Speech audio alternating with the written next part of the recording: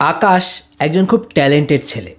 সে তার অফিসের তার সমসাময়িক অন্যান্য কলিগদের তুলনায় বেশি ভালো আইডিয়া জেনারেট করতে পারত, বেশি ভালো সলিউশন দিতে পারত। অলমোস্ট বেশিরভাগ কাজে তার কলিগদের থেকে তার প্রোডাক্টিভিটি ছিল বেশি। কিন্তু সে বারবার একটা এমন ভুল করে ফেলতো যার জন্য সে সহজে প্রমোশন পেত না, এবং একসময় গিয়ে তার এত কিছু ভালো করার পরেও তার জব সেই কোম্পানি থেকে চলে গেছিল। এবার প্রশ্ন হলো, কি এমন ভুল কাজ সে বারবার করে ফেলতো? সে যে ভুল কাজটা করতো সেটা কিন্তু সে ভুল জেনে করতো না। আকাশ শুধুমাত্র হিউম্যান সাইকোলজির একটা এমন দিক সম্পর্কে গুরুত্ব দেয়নি যেটা তার সাকসেসের পথে সবচেয়ে বড় বাধা হয়ে দাঁড়িয়েছিল। সেটা কি? সেটা হলো সে তার ইমিডিয়েট যে বস তার সামনে নিজেকে অলওয়েজ সুপিরিয়র দেখানোর চেষ্টা করত, এবং সেটা সে এতটাই বেশি পরিমাণে করত যে তার যে বস সে নিজেকে এবং নিজের পজিশনকে সেই কোম্পানিতে ইনসিকিওর ফিল করতে শুরু করেছিল। সে ইনসিকিওর হতে শুরু করেছিল যে তার জায়গা আকাশ না নিয়ে নেয়।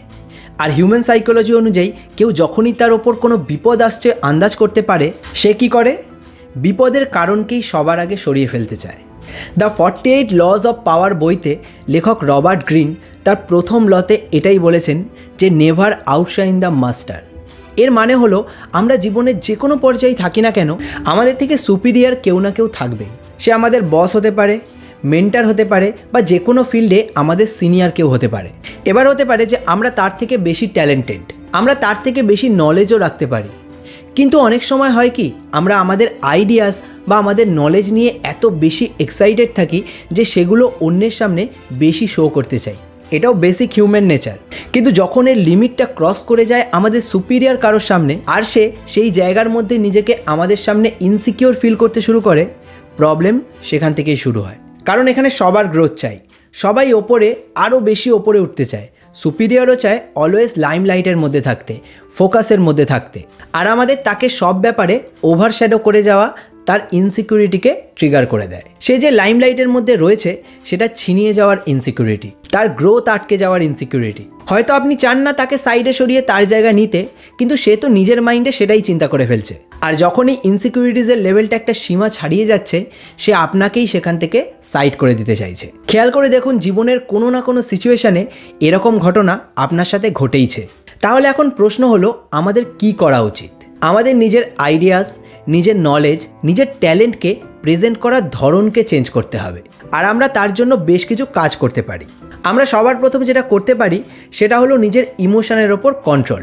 কোথায় কতটা এক্সপ্রেসিভ হওয়া, নিজের ট্যালেন্টকে নিয়ে, নিজের আইডিয়াসকে নিয়ে আমাদের ওপরে থাকা সুপিরিয়রকে খুব একটা বদার করবে না, সেই পয়েন্টটা আমাদের খুঁজে বার করতে হবে।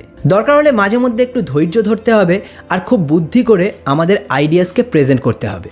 এরপরে যেটা আমরা করতে পারি সেটা হলো সেই সিনিয়রকে আমরা আমাদের আইডিয়ার সঙ্গে এঙ্গেজ করে নিতে পারি। তাকে এটা বোঝাতে হবে যে এই আইডিয়ার দ্বারা আমি শুধু নিজের কথা ভাবছি না, তারও উন্নতির কথা ভাবছি। মাঝে মধ্যে তারও ইনপুট চাইতে হবে যাতে সে ফিল করে আপনি একাই অ্যাকশন হন। তার সিদ্ধান্তগুলোকেও শুনতে হবে। এরকম নয় যে সব সিদ্ধান্ত তার মানতেই হবে, বাট রেসপেক্টটা অন্তত রাখতে হবে। তাকে ডিনাই করলেও পোলাইটলি করতে হবে। এর সঙ্গে সঙ্গে আমরা যদি একটা টিমে কাজ করি তাহলে টিমের অন্যদেরও ক্রেডিট দিতে শিখতে হবে, যাতে আমাদের সিনিয়র এটা ফিল করে যে এ একা সবাইকে ওভারশ্যাডো করে নাম্বার 1 পজিশনে আসতে চায় না, এ সবাইকে সাথে নিয়ে উন্নতি চায়।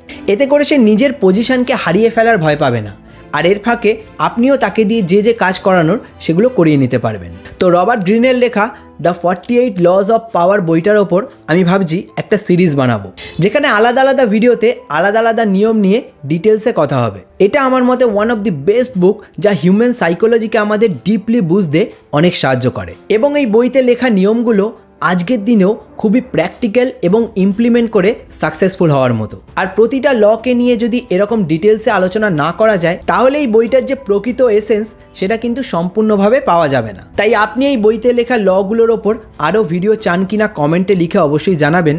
আর ভিডিওটা যদি আপনার ভালো লেগে থাকে, ইউজফুল লেগে থাকে, তাহলে এটা একটা লাইক ও শেয়ার করে দেবেন। আপনাদের সঙ্গে দেখা হচ্ছে খুব তাড়াতাড়ি আরও একটা নতুন ভিডিওতে।